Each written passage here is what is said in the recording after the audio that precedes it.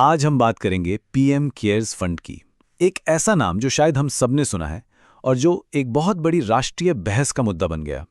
चलिए इसकी पूरी कहानी को परत दर परत समझते हैं। तो हम शुरुआत करेंगे कि ये फंड बना कैसे, फिर देखेंगे कि ये पब्लिक है या प्राइवेट, इसके बाद जवाबदेही, पैसों के खर्चे और आखिर में जो कानूनी लड़ाई चल रही है उस पर भी नजर डालेंगे। ये कहानी शुरू होती है मार्च 2020 से। याद है वो दौर? पूरा देश लॉकडाउन में था और कोविड-19 का एक अभूतपूर्व संकट हम सबके सामने खड़ा था। और ठीक इसी माहौल के बीच एक नए फंड का ऐलान हुआ, prime minister citizen assistance and relief in emergency situations, जिसे हम सब पीएम केयर्स फंड के नाम से जानते हैं। आपको पता है इसमें लगभग 13,000 करोड़ रुपए का दान इकट्ठा हुआ था। तो सबसे पहले यही समझते हैं कि आखिर इस फंड को बनाने की जरूरत क्यों पड़ी और इसका मकसद क्या बताया गया। देखिए, ये फंड बना 27 मार्च 2020 को, मतलब फाइनेंशियल ईयर खत्म होने से सिर्फ 4 दिन पहले। और कमाल की बात यह है कि सिर्फ इन्हीं 4 दिनों में इसमें 3,076 करोड़ रुपए जमा हो गए थे। अच्छा, इतनी जल्दी इतना पैसा आने का एक बड़ा कारण था कॉर्पोरेट सोशल रिस्पॉन्सिबिलिटी, यानी सीएसआर। सरकार ने पीएम केयर्स में दिए गए डोनेशन को सीएसआर के लिए योग्य बना दिया था, जिससे कंपनियों के लिए दिया गया दान 100% टैक्स फ्री हो गया।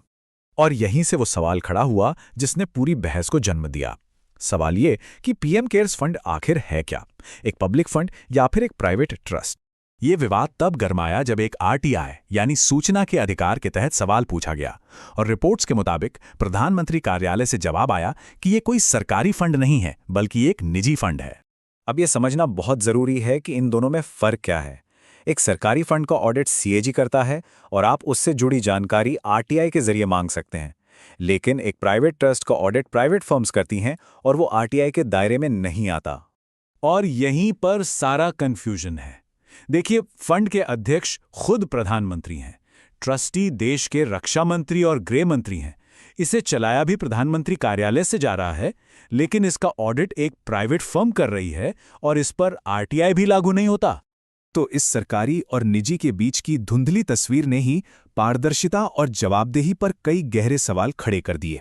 जैसे कि इस फंड के लिए सरकारी वेबसाइट डोमेन .gov.in, .gov.in का इस्तेमाल किया गया। साथ ही राष्ट्रीय प्रतीक अशोक स्तंभ का भी इस्तेमाल हुआ, जबकि ये दोनों ही चीजें भारतीय कानून के तहत सिर्फ सरकारी संस्थाओं के लिए होती हैं। इतना ही नहीं, सोर्स मटेरियल के मुताबिक जब विपक्ष के नेताओं ने संसद में इस फंड के बारे में सवाल उठाने चाहे तो उन्हें ये कह के रोक दिया गया कि सवाल सीधे तौर पर सरकारी कामकाज से जुड़े होने चाहिए। तो अब सबसे बड़ा सवाल कि इतनी बहस और जवाबदेही के सवालों के बीच इस फंड का पैसा आखिर खर्च कहाँ हुआ। इसका एक बहुत बड़ा हिस्सा यानी करीब 2,000 करोड़ रुपए 50,000 वेंटिलेटर खरीदने पर खर्च किए गए।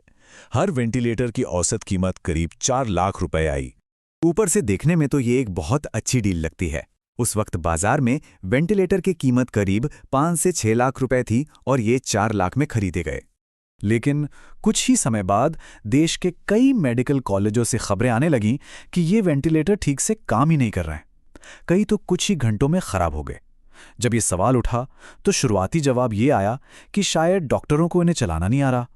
आखिरकार ये पूरा मामला कोर्ट तक पहुंच गया। मामला इतना गंभीर हो गया था कि बॉम्बे हाई कोर्ट की औरंगाबाद बेंच को ये कहना पड़ा कि सरकार खराब वेंटिलेटर की सप्लाई करके लोगों की जान से नहीं खेल सकती। ये दिखाता है कि हालात कितने चिंताजनक थे। और अब आते हैं इस कहानी के उस हिस्से पर जो अभी भी देश की अदालतों में चल रहा है।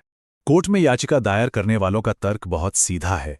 उनका कहना है कि जब इस फंड के अध्यक्ष प्रधानमंत्री हैं, ये सरकारी प्रतीकों का इस्तेमाल करता है, तो इसे एक सरकारी संस्था यानी राज्य ही माना जाना चाहिए और इस पर पारदर्शिता के सारे कानून लागू होने चाहिए। वहीं दूसरी तरफ सरकार का तर्क है कि ये कानूनी तौर पर एक प्राइवेट चैरिटेबल ट्रस्ट है जो लोगों के दिए दान पर चलता है और इसलिए इस पर आरटीआई जैसे कानून लागू नहीं होते।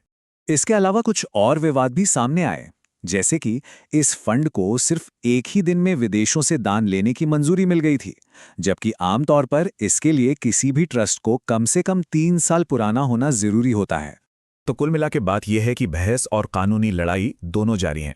हालांकि शुरुआती फैसलों में अदालत ने सरकार की बात मानी है कि ये एक प्राइवेट फंड है, लेकिन मामला अभी खत्म नहीं हुआ है।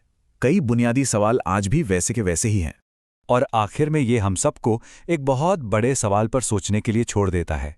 एक ऐसा फंड जिसके नाम में प्रधानमंत्री का पद जुड़ा हो, लेकिन जिसे कानूनी तौर पर निजी बताया जाए, उसकी जवाबदेही आखिर कहाँ और कैसे तय की जानी चाहिए?